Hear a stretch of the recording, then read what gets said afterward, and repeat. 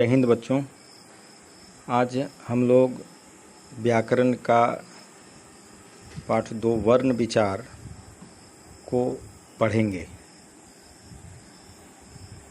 वर्ण व्याकरण का सबसे छोटी इकाई है।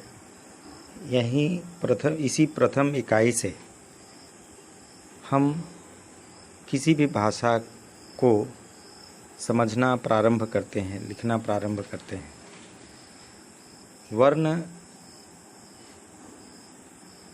उस मूल ध्वनि को कहते हैं जिसके खंड और टुकड़े न की जाए।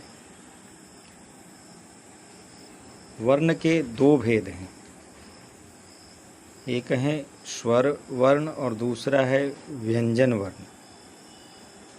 अब व्यंजन के 4 भेद हैं: स्पर्श व्यंजन, अंतस्थ व्यंजन, ऊष्म व्यंजन, उत्क्षिप्त व्यंजन।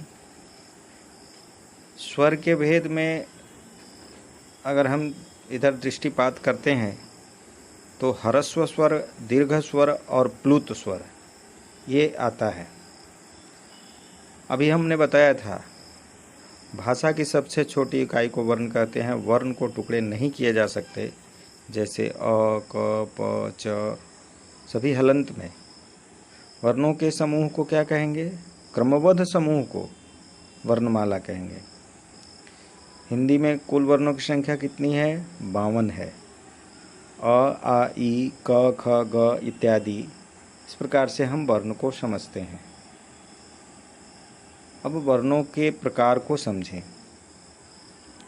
वर्णमाला को 2 भाग में बांटते हैं, स्वर और व्यंजन। अब स्वर को 2 भाग में बांटते हैं, ह्रस्व और दीर्घ। ह्रस्व में 4 और दीर्घ में 7। इस प्रकार से कुल मिलाकर के 11 स्वर वर्ण हुए। अब व्यंजन की ओर दृष्टिपात करें। व्यंजन को 5 भाग में बांटे हैं। स्पर्श व्यंजन, इनकी संख्या 25 + 2 यानी 27। फिर अंतस्थ व्यंजन यानी इनकी संख्या 4, य, र, ल, व। ऊष्म व्यंजन, इनकी भी संख्या 4, तालव्य स, मूर्धन्य स, दंत स, ह। आगत क्या है? जो, यो, फ 2 वर्ण, और संयुक्त वर्ण जो कई वर्णों के मेल से बने हैं, छ, त्र, ज्ञ, स्र, ये 4 हो गए। तो स्वरों की कुल संख्या 11 और व्यंजन की कुल संख्या 41, यानी दोनों मिलाकर 52। इस प्रकार से हिंदी में कुल वर्णों की संख्या 52। अब हम लोग स्वर पर चिंतन करें। जो वर्ण बिना किसी अन्य वर्ण की सहायता से स्वतंत्र रूप से बोले जाते हैं उसे स्वर वर्ण कहते हैं। स्वर की संख्या 11 है। अ, आ, ई, उ, री, ए, ऐ, ओ, औ। अब स्वरों के प्रकार को देखते हैं।